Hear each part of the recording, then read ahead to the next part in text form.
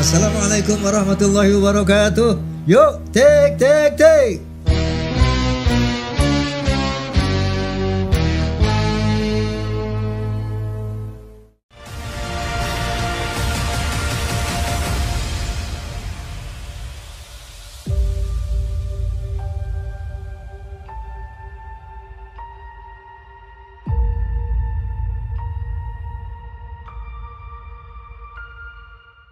Assalamualaikum warahmatullahi wabarakatuh. Waalaikumsalam. Pemirsa juga Forsa tentunya rahimakumullah. Tamu saya kali ini seorang antropolog, seorang sosiolog yang beken di tanah air bahkan di luar negeri. Tepuk tangan buat Fahri Ali. Gimana Bung Fahri, sehat-sehat?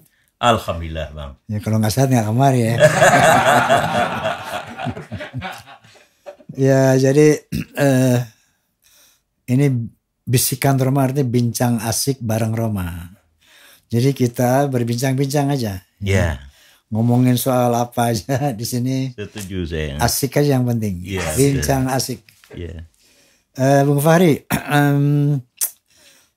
tentunya podcast ini harus mengedukasi, menginspirasi pemirsa di sana bahwa dengan penampilan kehadiran Anda di sini pasti teman-teman ini ingin mengetahui tentang bidang antum, seorang antropolog. Beliau juga seorang pengamat politik ya. Kira-kira yang sekarang sedang tren menjadi perhatian nasional mengenai perpolitikan nasional ini. Barangkali bisa dijelaskan seperti apa situasi politik sekarang ini terutama dalam konteks pemilihan umum pesta demokrasi ini. Ya. Jadi terima kasih banyak Bang Roma Irama yang sudah mengundang saya. Dan buat saya ini sebuah kehormatan yang cukup langka ya. Saya bisa bersama-sama dengan Bang Roma, seorang tokoh, ya, tokoh hebat lah. Ya, tokoh hebat karena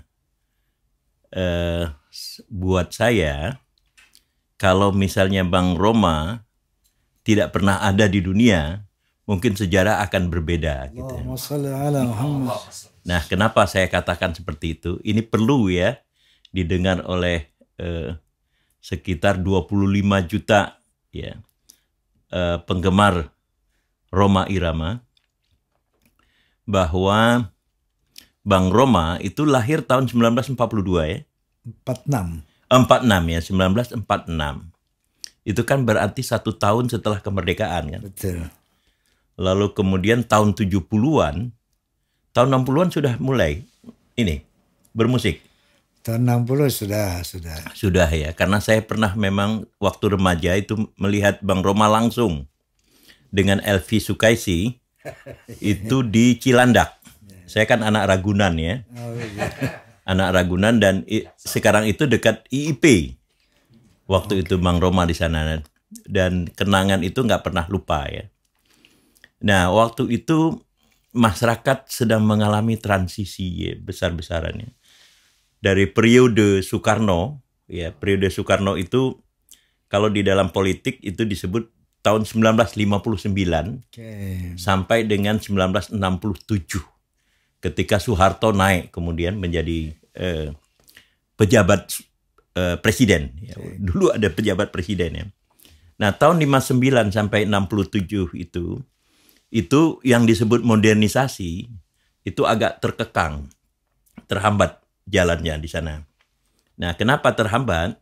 Karena faktor pandangan politik. Jadi buat Soekarno yang penting itu adalah revolusi dulu. Gitu. Sebab buat mereka ya para pengikut Soekarno menganggap revolusi belum selesai. Makanya gitu. Dibuatlah Gedung Sarinah tuh. Iya, salah satunya Sarinah. Siapa anti revolusi akan hancur. Betul. Sarinah. Nah, Jadi sehingga kemudian masyarakat agrarisnya bertahan. Jadi pandangan mereka bukan melakukan modernisasi ekonomi, melainkan ya modernisasi ideologi, modernisasi politik gitu. Ekonomi tidak berjalan. Nah, ketika Bang Roma remaja, itu adalah transisi dari masa Soekarno menuju masa Soeharto. Nah, ketika masa Soeharto atau masa Orde Baru, itu mulailah dilakukan pembangunan ekonomi secara besar-besaran. Investor asing datang dan segala macam. Itulah yang kemudian menimbulkan keterkejutan. Gitu, masa kemudian menjadi terkejut, ini apa sebenarnya? Gitu. Karena selama bertahun-tahun sejak kita merdeka 1945 sampai dengan 67 itu belum pernah ada perubahan yang begitu cepat itu gitu. Investor asing datang dan segala macam datang gitu. Nah, Bang Roma ada di situ, di dalam posisi itu. Nah, sehingga kemudian Bang Roma secara instinktif ya, mungkin tidak disadari, itu sebenarnya membawa ya masa ya perasaan atau budaya tradisional yang bergerak ke arah modern itu tadi gitu. Nah, masa kemudian bergerak dari pedesaan itu yang disebut dengan urbanisasi ke perkotaan yang kemudian tidak punya pedoman dalam konteks budaya. Gitu, dalam konteks budaya. Itulah kemudian Bang Roma muncul dengan lagu-lagunya. Gitu. Lagu Begadang ya. Itu kata Iwan Fals ya. Mengatakan bahwa itu nomor 2 terpopuler setelah Indonesia Raya. Nah, Begadang itu adalah menyahuti masa miskin perkotaan. Gitu. Kalau gimana? Begadang jangan begadang kalau tiada artinya. Begadang boleh saja kalau ada perlunya. Jadi masa miskin kota, masa miskin pedesaan yang bergerak ke kota tanpa pendidikan. Bahkan sampai sekarang pun mereka yang tamat SMP itu masih merupakan mayoritas dari penduduk kita. Apalagi waktu Abang membuat lagu itu. Jadi mereka pergi menantang Jakarta. Gitu. Dengan tanpa pendidikan yang ada. Itulah sebabnya mereka ada di lorong-lorong ya, perkampungan perkotaan itu. Tidak ada yang menyapa mereka. Karena lagu-lagunya itu semuanya bias kepada budaya orang tinggi. Gitu. Bias pada budaya orang yang ke barat-baratan. Gitu. Siapa yang menyapa mereka? Itulah Bang Roma. Gitu. Nah, jadi secara sosiologis, secara antropologis gitu, konsolidasi perasaan mereka itu terjadi dengan munculnya itu. Gitu. Begadang jangan begadang gitu. Almost everybody knows that song. Hampir setiap orang tahu lagu itu. Jangan-jangan Pak Harto juga tahu. Gitu. Ini luar biasa ya. Saya sendiri nggak ngeh itu. Nggak paham, nggak ngeh. Karena beliau seorang antropolog ya. Betul, makanya saya katakan itu. Jadi Abang itu ya one of ya the historical actors in Indonesia. Salah satu aktor sejarah di Indonesia. One of the historical actors. Historical actor in Indonesia. In Indonesia, gitu. Gue kagak paham itu. Nah, jadi subhanallah, jadi beliau menjelaskan kepada kita tentang antropologi ini di Indonesia. Ternyata Rhoma Irama menurut beliau ini emang begitu.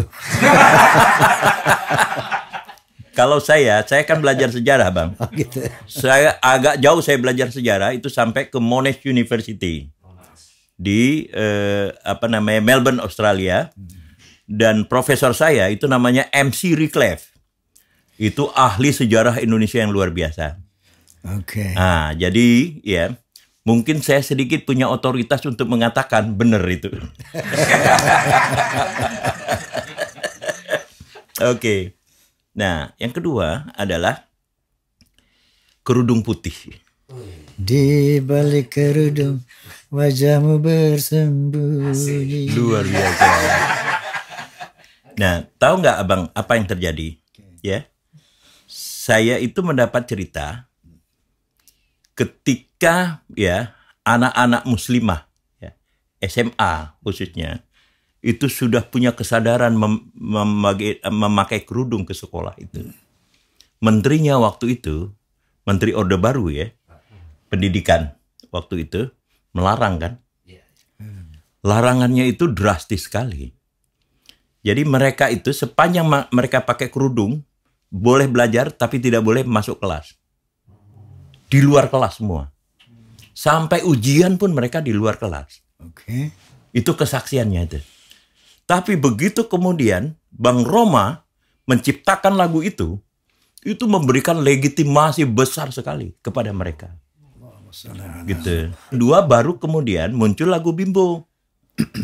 Bimbo itu Aisyah adinda kita, ada 10 Aisyah berbusana muslimah, ada 1000 Aisyah berbusana muslimah. Tapi abang telah mendahului itu tadi itu gitu. Nah, jadi ya kalau sekali lagi kalau kita mau melihat dari segi sosiologis atau antropologis, sebenarnya lagu yang abang ciptakan itu berpengaruh terhadap tingkah laku birokrasi. Gitu. Sampai kemudian mereka terpaksa mengakui. Ya udah nggak apa-apa pakai jilbab aja semua. Sampai sekarang kan. Gitu. Nah, jadi jangan main-main dengan musik. Musik itu punya kekuatan perubahan. Ini nggak kampanye ya.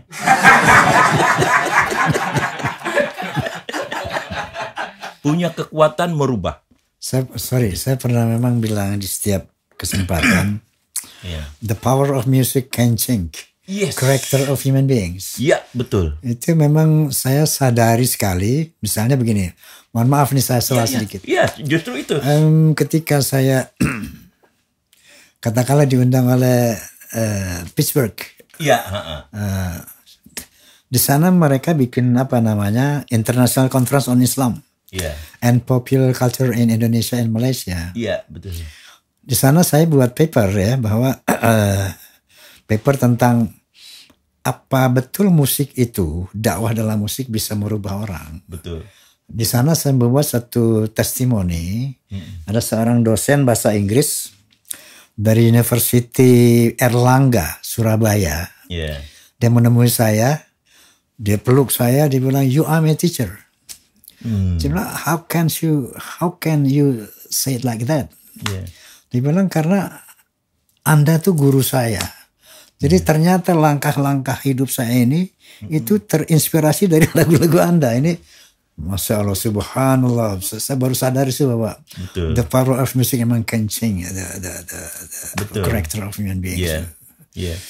Nah, karena itu Bang Roma, kalau saya boleh nambah sedikit ya, bahwa apa yang disebut dengan political education, ya, pendidikan politik itu tidak pernah diberikan baik oleh negara, ya, maupun oleh komunitas. Tidak pernah diberikan pendidikan politik. Ya, lagu-lagu Bang Roma lah yang kemudian memberikan pendidikan politik itu. Hak asasi manusia. Asasi manusia, ya. Hormati. Lalu kemudian tentang itu ya, demokrasi Pancasila dan segala macam itu.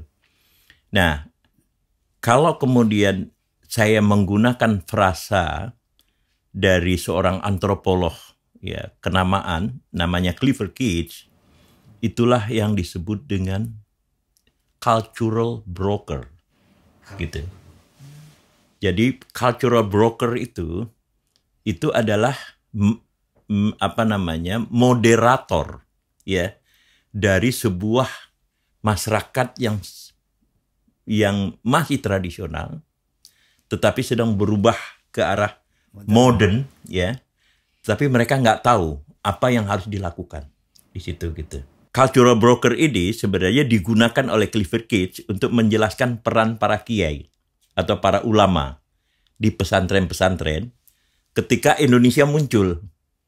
Mereka kan nggak tahu, zaman dulu kan mereka kenalnya kerajaan. Lalu kemudian penjajahan. Lah ketika Indonesia lahir sebagai sebuah negara baru, ini apa? Gitu. Tidak mungkin mereka paham apa yang dikatakan Bung Karno. Apa yang dikatakan oleh Hatta, ya, tentang demokrasi, tentang apa civil rights dan seterusnya, nggak kena. Nah, yang menjelaskan itu dalam bahasa agama, itulah para kiai. Bahwa kita sudah merdeka. Atau Bung Tomo, Allahu Akbar pada 10 November itu gitu. Gitu. Nah, di masa modern, yaitu masa Orde Baru, abang lah, ya Bang Rhoma Irama lah, one of the cultural brokers, gitu. Salah satu ya mediator budaya dari proses modernisasi yang baru datang dengan masyarakat tradisional yang kemudian akan pudar itu tadi, gitu. Nah, jadi jangan main-main. Abang itu sudah menciptakan, ya, Bang Rhoma itu sudah menciptakan perangkat-perangkat, ya, perangkat-perangkat ya, perangkat-perangkat budaya, gitu. Di dalam memahami, ya, politik Indonesia dan di dalam memahami, ya, munculnya modernisasi di Indonesia, gitu. Jadi apakah, ya, whether you realize it or not, ya, apakah Bang Rhoma menyadarinya atau tidak, ya, but you have, ya, created something, ya. Ada sudah menciptakan sesuatu yang berguna buat bangsa dan negara, gitu. Oke, bahwa saya katakan nggak ngeh tadi, bayang Bung Fahri mengatakan bahwa Rhoma adalah actor of change seperti itu. Yeah. Tapi ketika saya menciptakan lagu Hak Asasi, ketika saya menciptakan lagu, waktu itu masih 125 juta. Iya, 125 juta itu. Waktu saya menciptakan lagu Indonesia, saya menciptakan lagu pembaharuan, di mana di sana saya mengajak bangsa ini untuk menjadikan Pancasila sebagai filter daripada penetrasi kultural dalam era globalisasi waktu itu. Saya sadar. Saya sadar ingin berkontribusi. Gitu. Betul sekali. Betul. Tapi bahwa Anda mengatakan bahwa Rhoma adalah satu, apa tadi Anda mengatakan begitu luar biasa, ini yang saya nggak ngeh gitu loh. Betul. Saya pikir biasa-biasa aja. Iya. Kalau orang ikhlas memang begitu.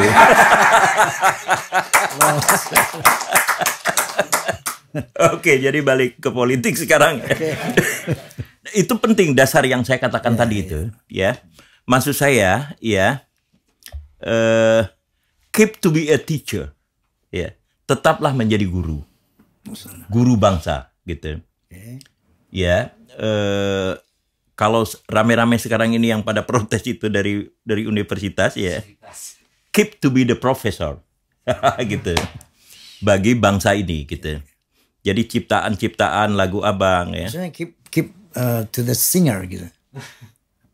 To be the teacher. The teacher through song, through music. Ya, betul. Itulah lapangan. Nah, itu dia bedanya abang dengan para politisi lain. Abang itu punya kekuatan politik besar. Gitu. Ya. 25 million people. 25 juta penduduk.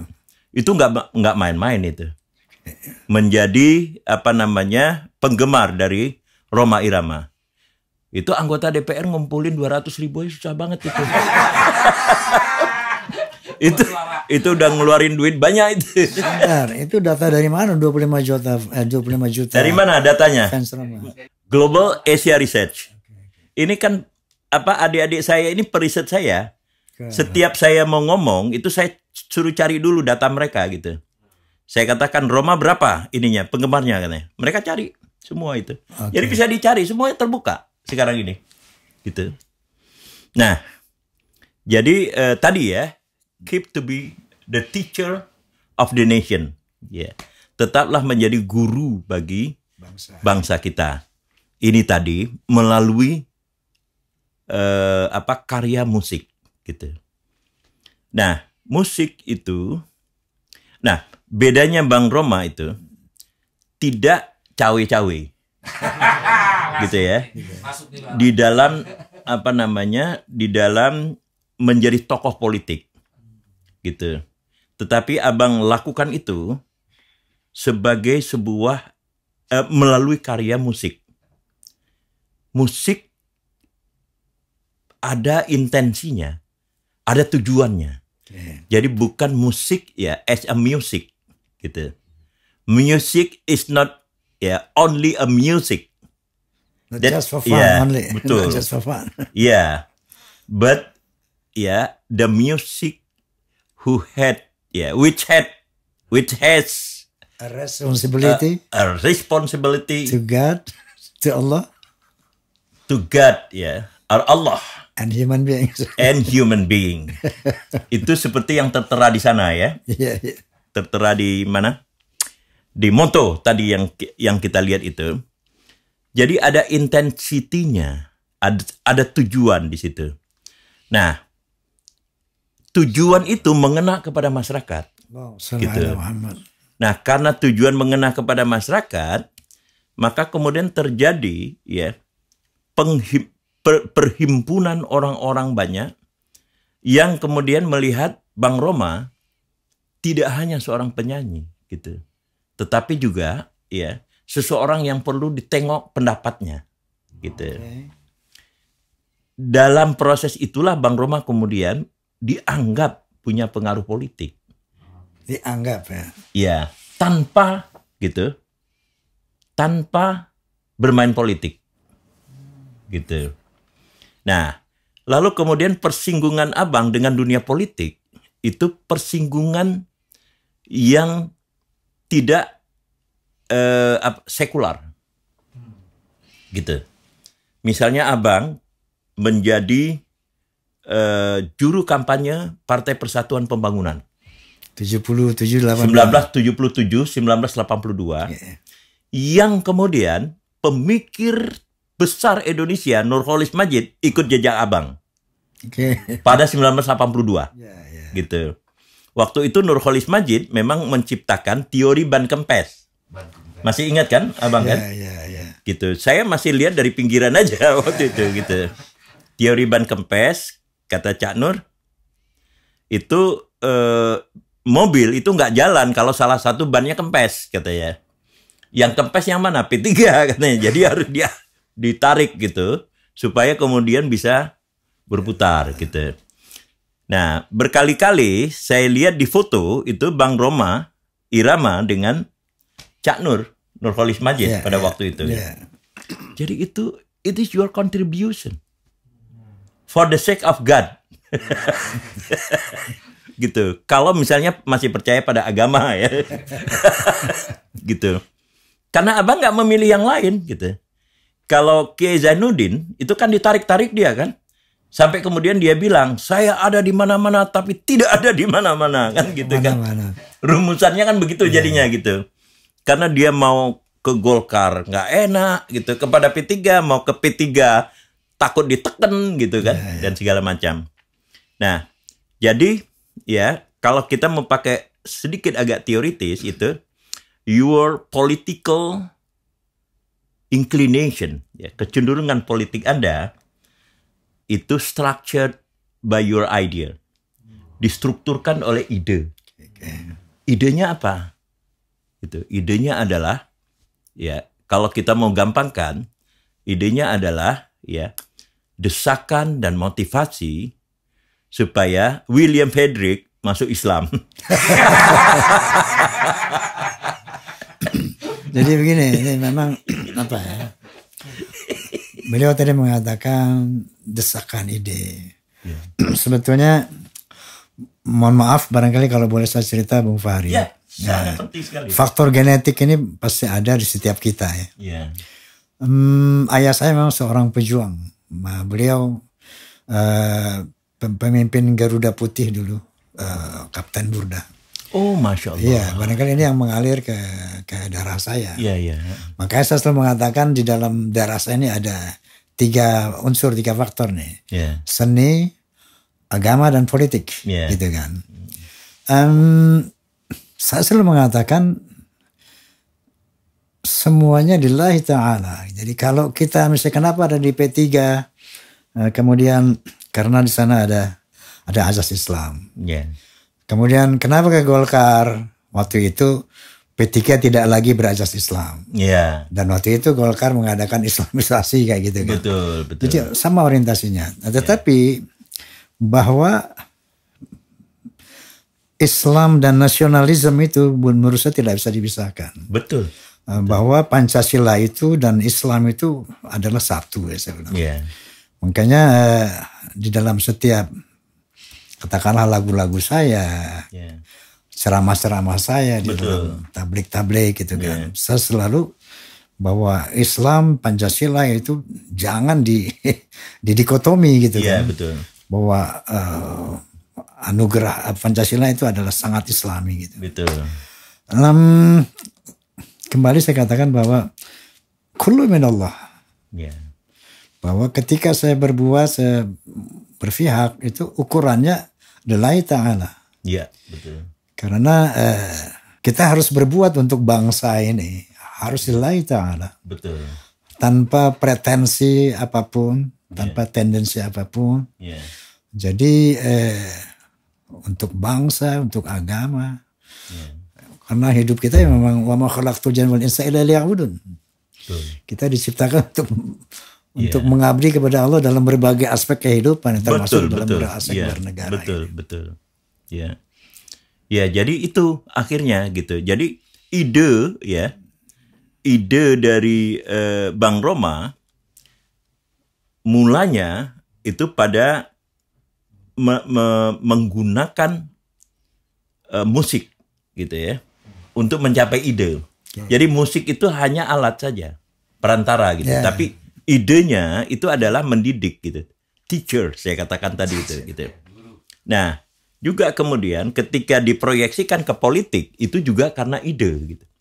Jadi motifnya sama. Motif ke politik dengan motif ke musik itu sama gitu. Yaitu tadi liya'budu itu tadi gitu.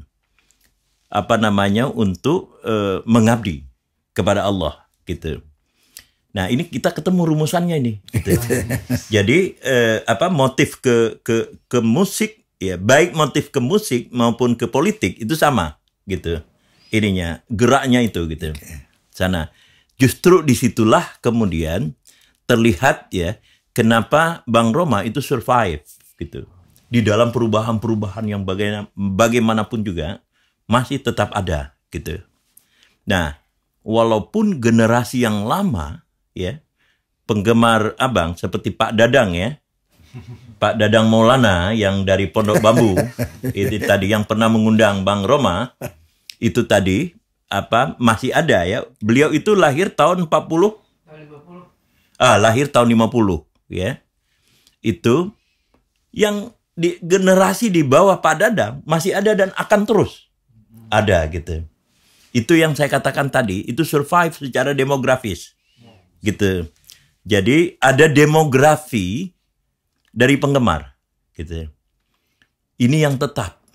Sementara ya para tokoh lainnya, tokoh musik lainnya maksud saya itu kemudian sudah menghilang gitu. Satu persatu gitu. Menghilang, kemudian juga mungkin mereka dikenang gitu ya. Tetapi mereka belum sempat membentuk sebuah konsolidasi ya, kekuatan penggemar yang ada. Nah, Bang Roma itu solid gitu. Nah, karena itulah kemudian setiap calon presiden datang ke Bang Roma gitu. Dan Bang Roma terima saja kan. Gitu. Terima di dalam pengertian as a teacher of the nation. Gitu. Sebagai guru bangsa gitu. Jadi orang mau datang ya silahkan segala macam. Dan Bang Roma itu kan hanya memberikan dukungan yang baik kan. Gitu. Kepada mereka yang memang masuk akal gitu. Itu politik yang Abang laksanakan. Nah, kalau kita mengutip apa yang dikatakan Amin Rais ya. Amin Rais yang tokoh reformasi itu, itulah yang disebut dengan high politic. Gitu. High politic. Ya. Politik jadi tingkat tinggi nih. Yes. Benar. Kata Amin Rais. Betul. Itulah high politic. Politik tingkat tinggi. Gitu. Jadi musik Politik tingkat tinggi bukan di Senayan. itu politik praktis. Oh, Gitu. Itu politik Justru. praktis gitu. Apalagi misalnya tim ses. Gitu. Itu udah politik yang lebih inilah, lebih pragmatis gitu ya. Bergerak ke sana kemari segala macam gitu. Nah, situasi yang semacam inilah yang semakin kurang orang. Gitu. Ketika kita menghadapi pemilu 2024 sekarang ini gitu. Ya. Pemilu 2024 ini agak istimewa ya. Istimewa boleh dibilang istimewa dalam pengertian baik ya atau buruk gitu ya. Atau sedang-sedang karena Presiden Jokowi mau mengakhiri masa kepresidenannya tahun 2024. Nanti akhir 2024. Tapi pada saat yang sama Presiden Jokowi itu telah mengutus anaknya gitu untuk menjadi calon wakil presiden. Gitu. Dan sebenarnya itu proses it's okay saja ya, tidak masalah. It's okay, tidak masalah. Tetapi asalkan tidak gitu membengkokkan konstitusi. Gitu. Nah, di proses MK itu yang kemudian menetapkan ya, anaknya Presiden Jokowi maju menjadi calon wakil presiden, itu ada problem etik di situ. Problem etiknya itu bukan saya mengatakan, tetapi diputuskan oleh Mahkamah MK itu Mahkamah Kehormatan Mahkamah Konstitusi. MK itu yang putuskan ada problem etik di situ gitu. Nah, itulah yang membuat ya suasana politik menjelang pemilu itu biasanya abnormal ya, tidak normal. Jadi tidak kalau sebelumnya itu normal saja gitu. Tapi begitu memasuki dunia politik pemilu itu abnormal.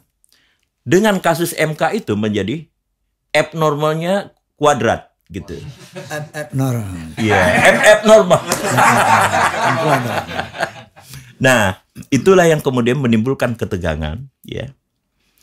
Kembali ya seperti yang saya katakan tadi ya, keep to be the professor. Itulah yang mendorong para profesor di seluruh perguruan tinggi itu menyampaikan suaranya. Suara mereka itu adalah suara moral, gitu. Suara moral yang mereka sampaikan. Mereka nggak punya kepentingan apa-apa. Maksudnya nggak pengen menjadi menteri, nggak pengen jadi apa, segala macam, gitu.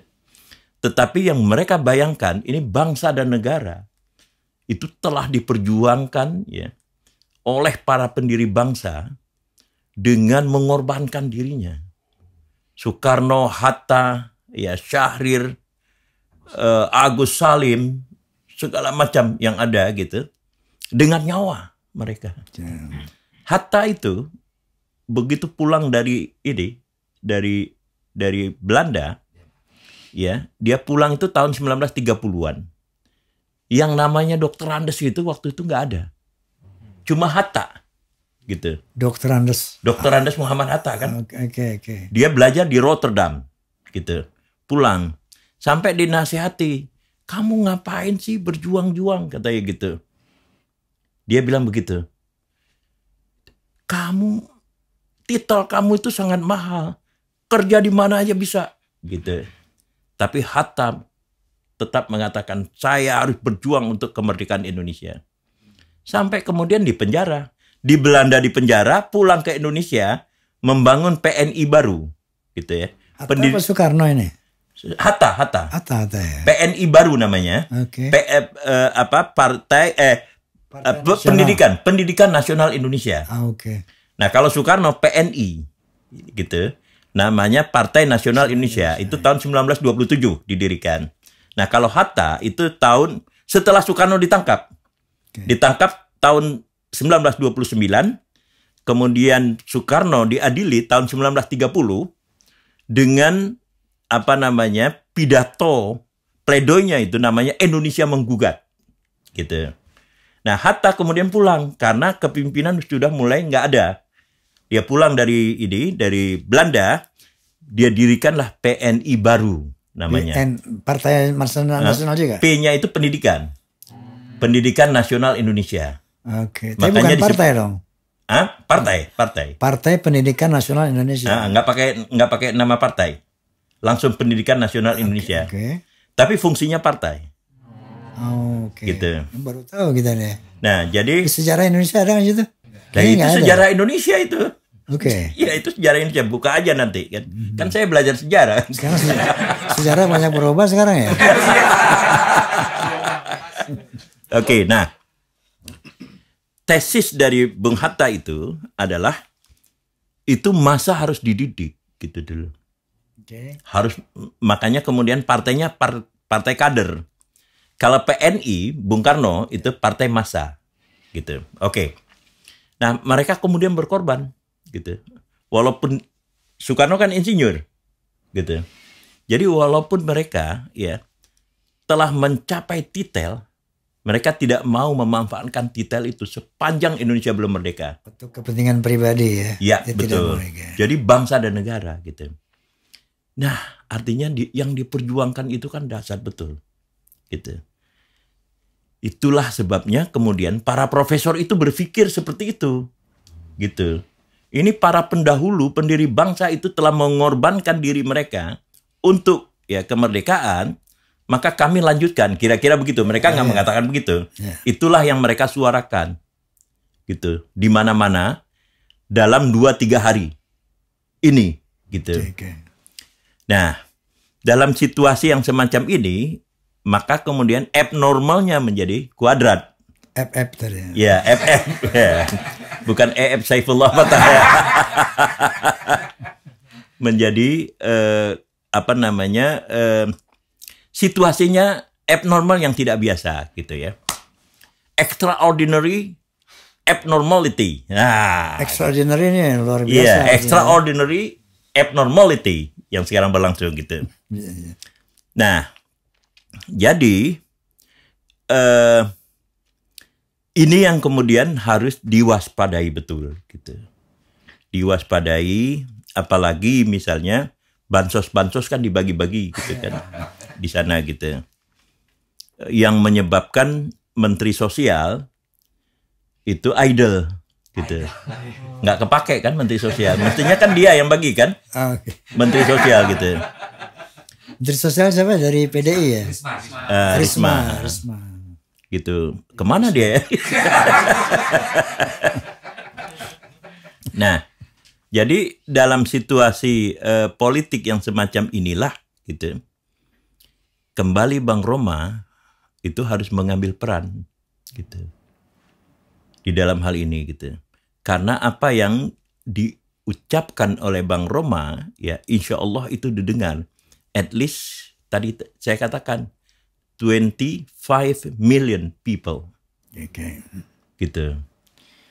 Dan kalau Bang Roma kemudian juga berbicara ya kepada pers ya atau melalui ini juga bisa menyampaikan itu untuk menunjukkan transisi kita dari extraordinary abnormality ini tadi supaya kemudian bergerak ke arah normal. Back to normal. You're right. Back to normal gitu.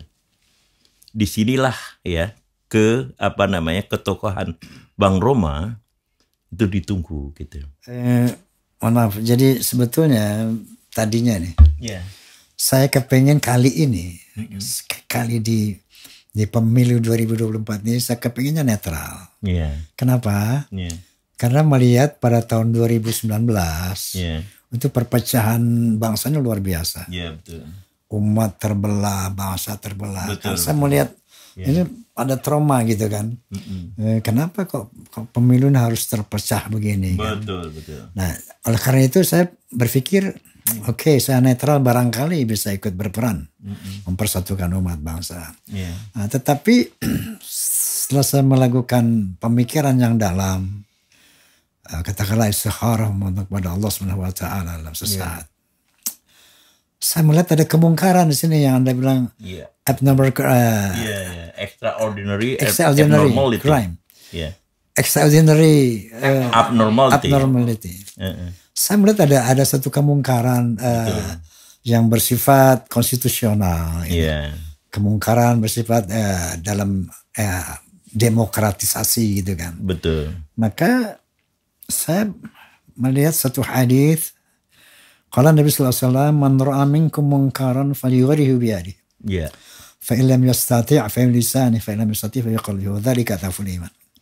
Barang siapa melihat kemungkaran, hendaklah kamu rubah kemungkaran itu dengan tanganmu, artinya dengan kekuasaanmu, dengan kapasitasmu. Kalau nggak punya kapasiti, maka dengan lisanmu. Dengan lidah. Kalau nggak punya, dengan hatimu. Nah, saya melihat bahwa sebagai anak bangsa, betul. pasti kan kita punya tanggung jawab. Sekecil apapun kita bagian dari bangsa ini, punya tanggung jawab untuk menegakkan demokrasi yang lurus tadi. Kalau tadi para sivitas akademisi ya dengan kapasitasnya, mereka sudah bunyi di Indonesia gitu kan terakhir kemarin. Nah, saya berpikir saya harus menegakkan amar ma'ruf nahi mungkar itu. Betul. Nah, karena kalau amar ma'ruf nahi mungkar ini tidak ditegakkan, kalau kebaikan saja yang kita serukan, tapi kemungkaran nggak pernah kita gubris gitu loh. Seperti orang menanam padi, tapi hama-hamanya nggak dibersihkan. Betul. Maka padi ini tidak akan pernah tumbuh. Gitu. Betul. Nah, jadi ketika saya ingin berpartisipasi di dalam katakanlah jihad konstitusi, jihad demokrasi, berjuang untuk bangsa dan negara ini supaya kembali kepada jalur yang Pancasilais dan Undang-Undang Dasar 45. Ya, saya ingin ikut berkontribusi lah. Saya setuju, saya dukung. Kira-kira seperti itu. Iya, betul. Ya. Jadi itulah kira-kira posisi ya dari ini gitu. Yang membuat gini, di dalam politik kita sekarang ini itu sudah pernah saya ungkapkan ya. Dan sebenarnya saya mau nulis tapi belum sempat gitu. Jadi antara elit ya dengan yang tengah ini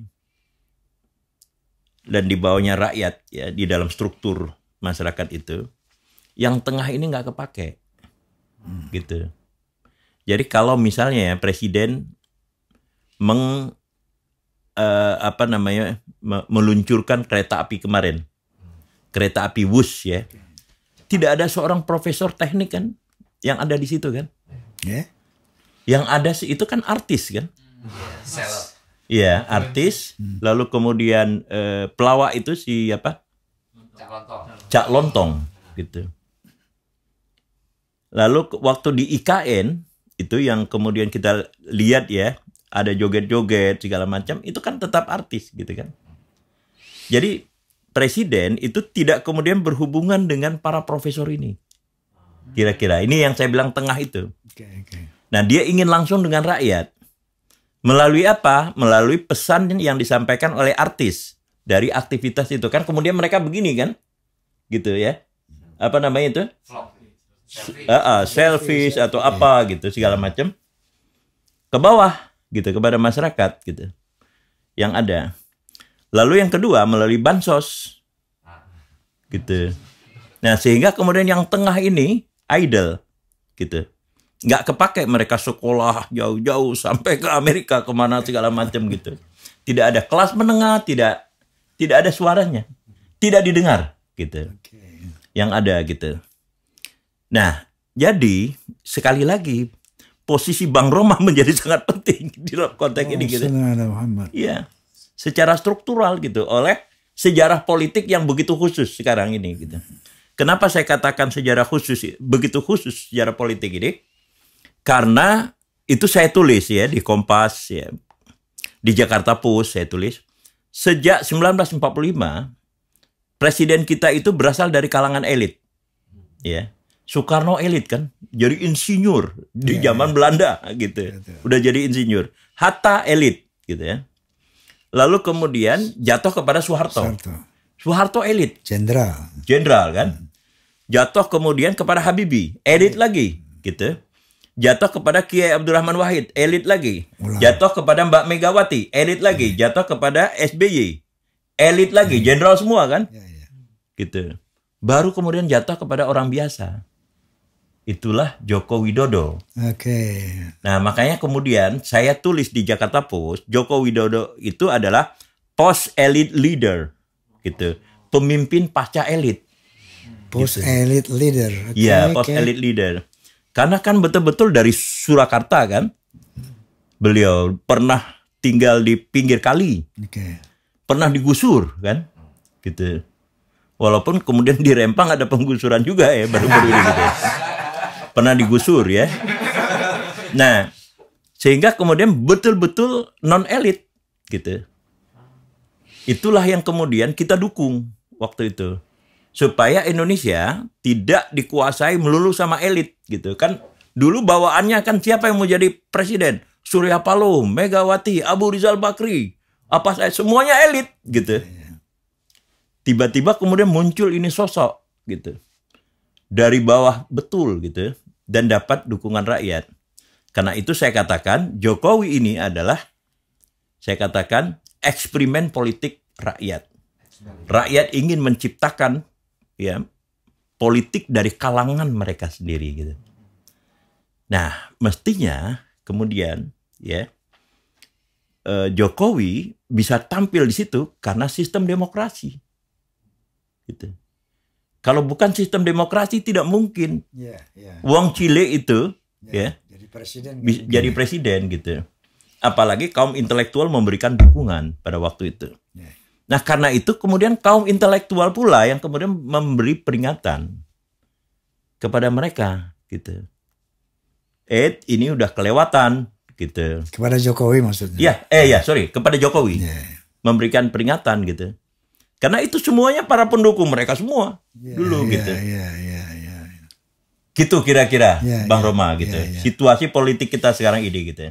Ya, bahwa memang telah akhir-akhir ini marak sekali kritik-kritik ya dari kalangan sivitas akademika.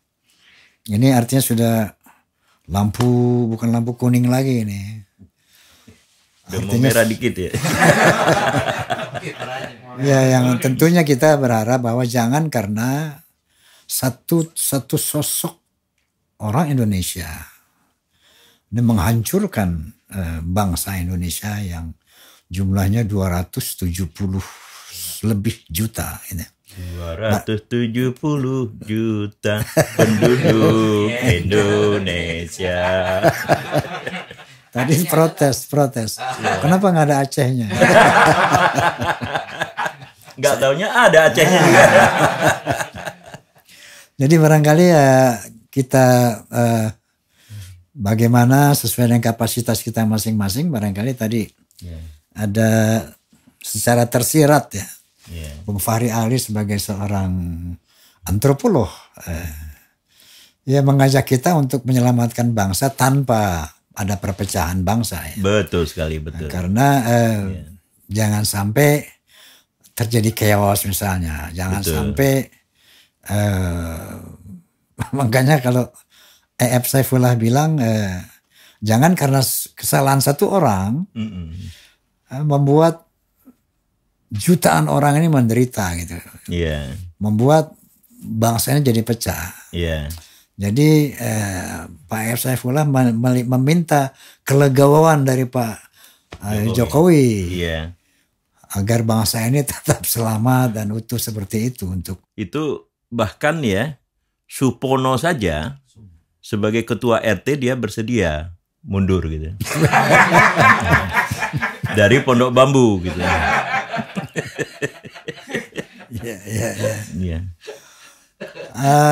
Oke, barangkali pemirsa di sini banyak sekali kita mendapatkan satu pelajaran lah mengenai antropologi. Tapi tadi menariknya ini ternyata Roma adalah satu sosok menurut beliau loh, bukan kata gue. Yang artinya berada pada satu posisi yang memberi kontribusi di dalam politik secara berbeda dengan para politisi. Betul. Artinya melalui karya dan sebagainya yang saya katakan itu kullu minallah, artinya Ini dari semua Allah, ya. ya, semua Allah yang memberikan inspirasi dan hidayah itu. Itulah bedanya musisi Rhoma Irama dengan musisi lain. Bisa mengutip hadis dan Al-Quran. Langka kan? Jadi barangkali pesan dari saya bahwa mari kita berbeda, tapi kita menggunakan akal sehat untuk memilih siapapun yang menurut Anda baik. Gunakan akal sehat untuk memilih siapapun pemimpin kita ke depan secara jernih, dan tetap jaga ukhuwah Islamiyah, ukhuwah wataniyah, karena kita tidak bisa memaksakan siapapun untuk sama dengan kita.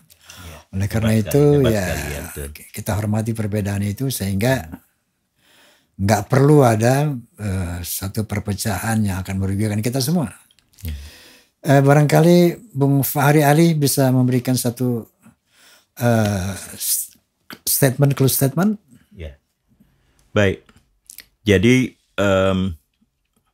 karena ini adalah pertemuan saya yang agak lama dengan Bang Rhoma ya. Sebelumnya juga pernah bertemu karena saya pernah diundang ya. Walaupun mungkin dianggap ecek-ecek menjadi juri ya.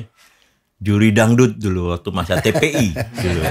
Ishadi. Nah, saya sering ketemu sama Bang Rhoma waktu itu. Lalu kemudian ketika penulisan buku beliau yang saya buat pengantar. Walaupun sampai sekarang kelihatannya belum terbit itu. Ya. Itu yang bikin adalah Ade Komarudin. Ade Komarudin yang kemudian menjadi ketua DPR. Gitu.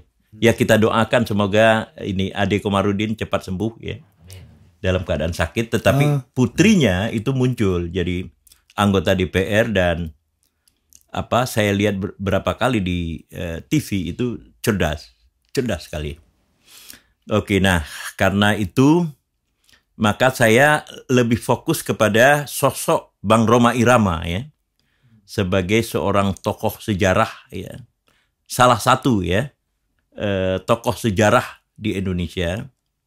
Jadi kalau Bang Rhoma Irama berpesan kepada kita semua, saya juga berpesan kepada Bang Rhoma ya, keep to be the teacher of the nation gitu. Tetaplah menjadi guru bangsa melalui ya lapangan atau bidang yang paling dikuasai oleh Bang Rhoma sendiri, yaitu musik gitu plus agama gitu. Dan agama itu musik itu telah menjadi alat bagi Bang Rhoma untuk menyebarkan gagasan-gagasan keagamaan yang ada gitu. Nah, yang kedua, kehadiran Bang Rhoma ke dalam sejarah ya. Sejarah sejarah sosial budaya Indonesia itu bersifat distintif gitu ya. Sangat khusus di dalam konteks ini yang belum tentu bisa ya diikuti oleh tokoh-tokoh lainnya walaupun berada di dalam profesi yang sama gitu. Karena Bang Rhoma melalui musik itu punya kemudian dampak ya di luar dunia musik yang cukup besar gitu. Jadi ini closing statement saya tentang ini.